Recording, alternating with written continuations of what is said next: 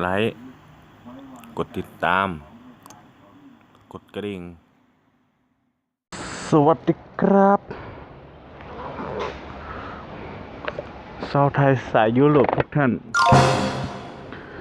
เลิกงานพอดีวันนี้ลมแรงชิบหายเลยกำลังจะกลับบ้านละ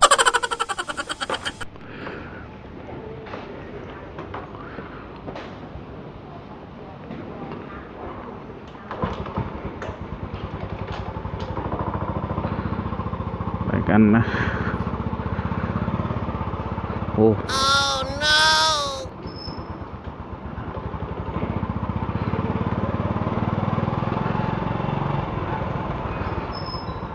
ก็วันนี้ก็ได้ดูใน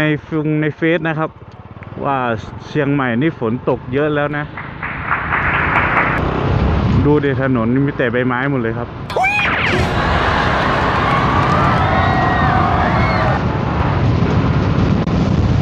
โอ้มะม่วงหล่น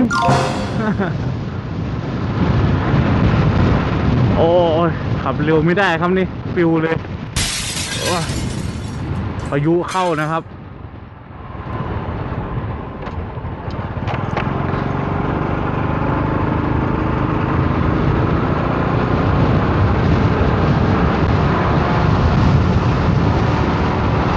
คือขับเร็วคือปิวเลยอ่ะตอนนี้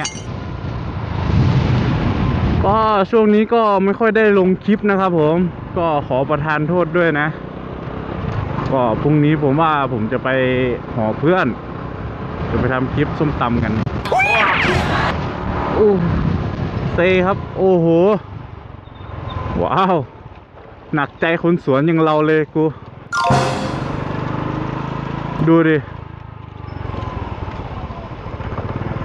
ผมก็ทำงานในโรงงานอุตสาหกรรมลำพูนนะครับเป็นคนสวน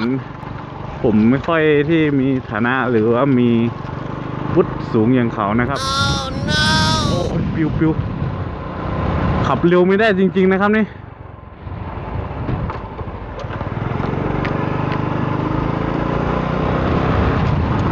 จะอะไรขนาดนั้น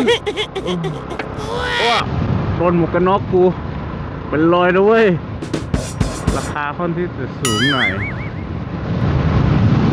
อย่าให้หมวกกันน็อกกูเป็นรอยแล้วกัน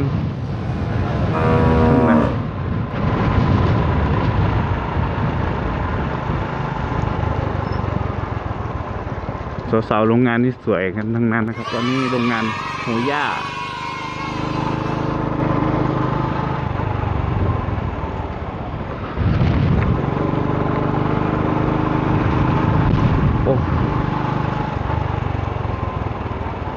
บอกคือสาวๆคนไหนที่ใส่กระโปรงมาเที่ยวอะไรนี่คือใส่มาไม่ได้เลยตอนนี้ฮะพูดอะไรเนี่ย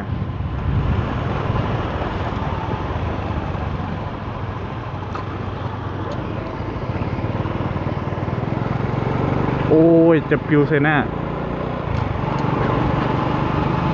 ก็ได้เวลาเลิกงานกลับบ้านกลับหอกลับซองงานเฮ้ยพรุ่งนี้ก็ได้หยุดแล้วแต่หนักใจตรงที่ว่าวันจันทร์น่ะได้มาทำงานนะหนักใจตรงที่ว่าได้มากวาดใบไม้เพราะผมเป็นคนสวนนะพ่อบ้านนะดูดิมรสุมเข้าเลยอ่ะอันนี้นิคมอุตสาหกรรมลำพูนนะครับนี่ฝั่งสันป่าฝ้ายถ้าใครอยู่ลำพูนก็น่าจะรู้จักอยู่นะครับคือฝุ่นอะไรอ่ะปลิวกระจายเต็มเลยนะครับ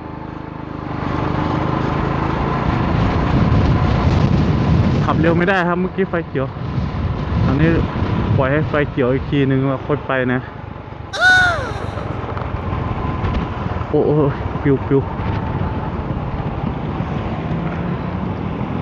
มาดูคู่สาวนี่นะ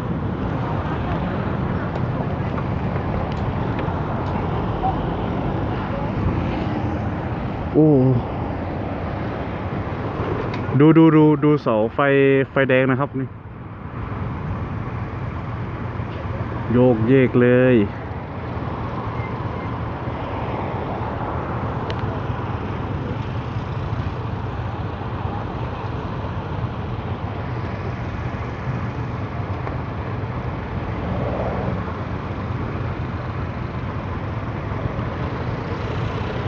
สายไฟสุดยอดอะดูป้ายนะครับคือปิวว่อนมันไปหมดเลยอะตอนนี้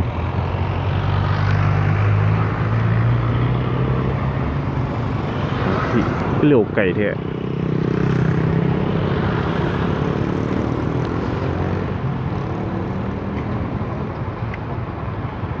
โอ้โหสุดยอดนะครับ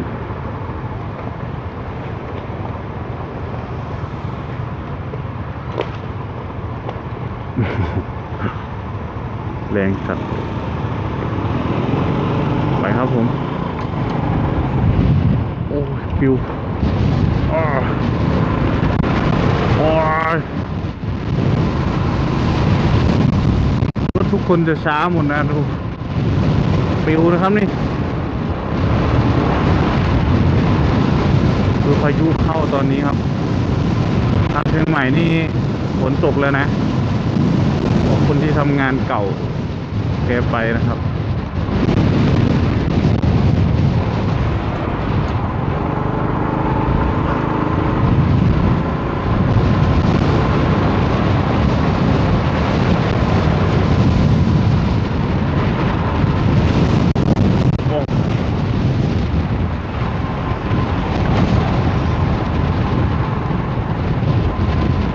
โอ้ย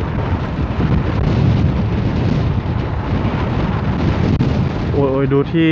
ตักขยะนะครับนี่ ปิวออกมาเลย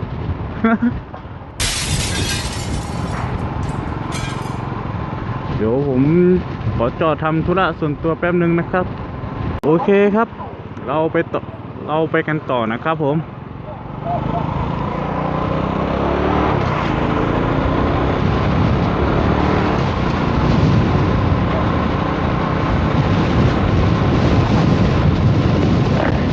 โอ้ยผมบังหน้าหมดเลยโอ้เปิดกระจกก็ไม่ได้นะฝุ่นเข้าตาหมดเลยตอนนี้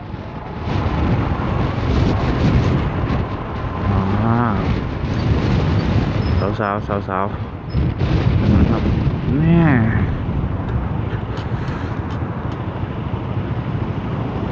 นิยมครับนิยมคุกไทยนิยม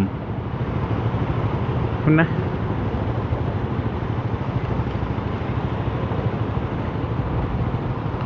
อยากจะโซจังคุณเล่นนะครับ เกี่ยวแล้ว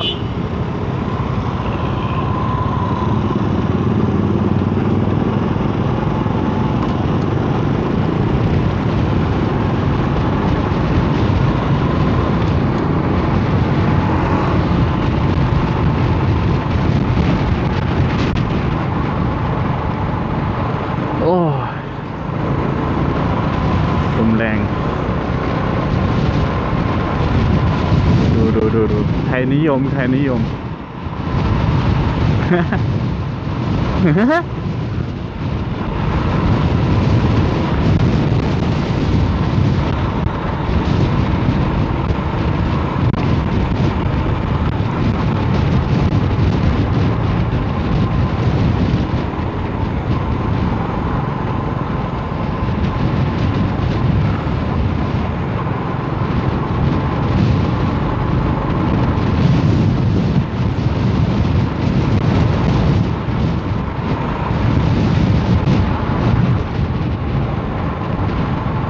ก็ไม่รู้ว่าแฟนผมออกกี่โมงนะครับนี่ปกติจะออก4ถ้ามีโอทีก็ออก6นะครับเดี๋ยวขอไปทำธุระส่วนตัวอีกที่หนึ่ง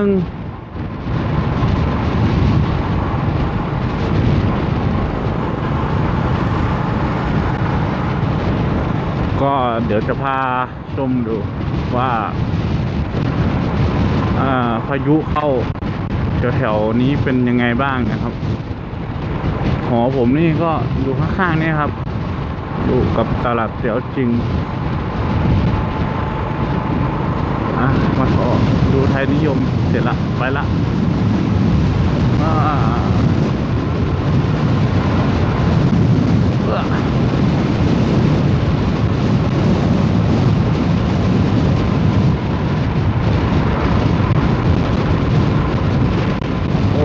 เชียงใหม่นี่มืดครึ้มเลยนะครับมองดูท้องฟ้ามืดครึ้มใจสั่นไหว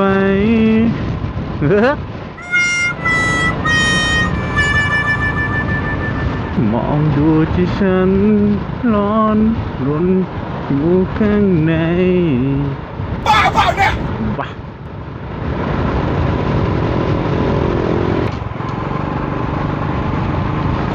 โอ้โห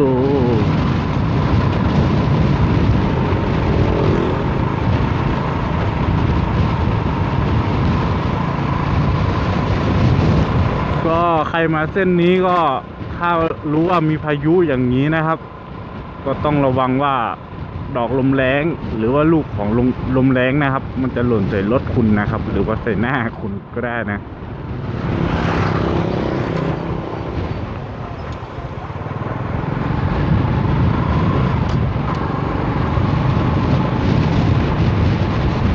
ลมแรงครับบังคับรถไม่ค่อยได้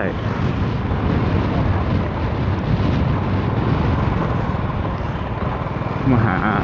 ดูไทยนิยม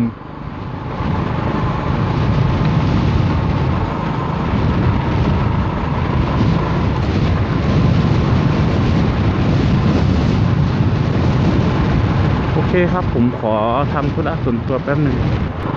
โอเคครับไปกันต่อนะครับผมก็จะกลับหอแล้ว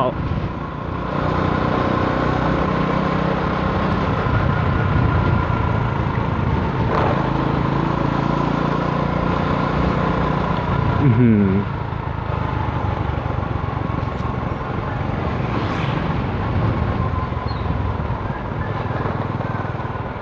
โหอันนี้อย่าบอกว่านี่โค่นลงมานะครับน่าจะใช่นะนี่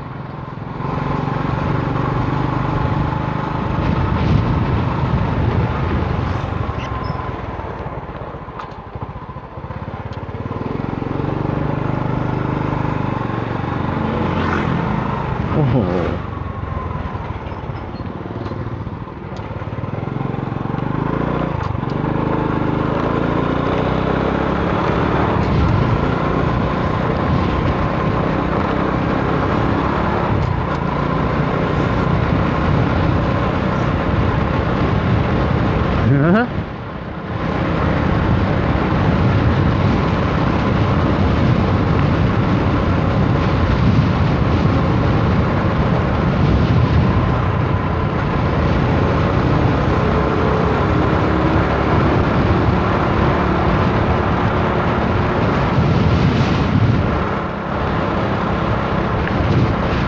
ทำไมนิคมมีแต่พายุนะครับ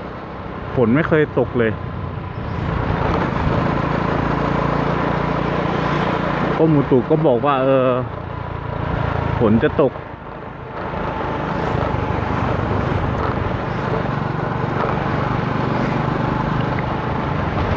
แต่มันร้อนจัดนะครับวัน2 วันที่แล้วมาเนี่ยเมื่อวานนี้กับวันนี้มันร้อนจัดมากเลย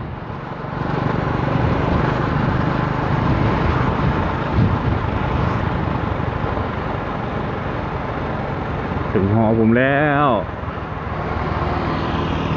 ก็ช่วงนี้ก็ไม่ค่อยได้ลงคลิปเท่าไหร่นะครับก็ขอประทานโทษด้วยก็ไม่รู้ว่าจะลงอะไรเพราะมีแต่ทำงานกับทำงานอย่างเดียวนะครับ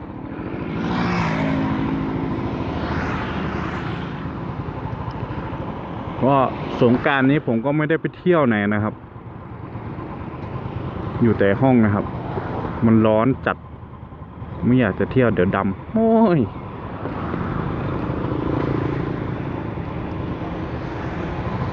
เอาเมื่อไหร่จะได้ข้ามเนี้ย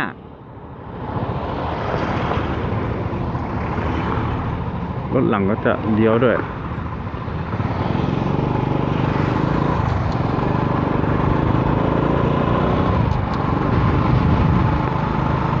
โอเคครับก็วันนี้ก็ขอขอบคุณที่อะไรวะก็ขอขอบคุณนะครับที่ทุกคนได้ติดตามผมได้กดไลค์กดแชร์แล้วก็คอมเมนต์ให้ผมก็ถ้ามีอะไรใหม่ๆเดี๋ยวผมก็จะมาลงให้ดูอีกนะครับ โอ้โห ดูหอผม สวัสดีครับ โอ้โห นี่อะไร อะไรอ่ะ